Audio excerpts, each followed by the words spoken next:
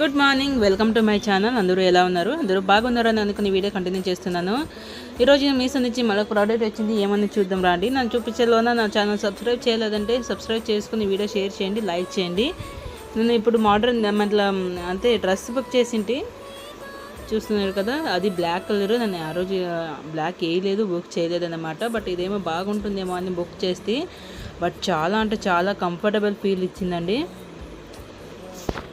చూద్దాం రాండి ఎలా కనిపిస్తుందని. చూస్తున్నారా ఎంత బాగా కనిపిస్తుంది.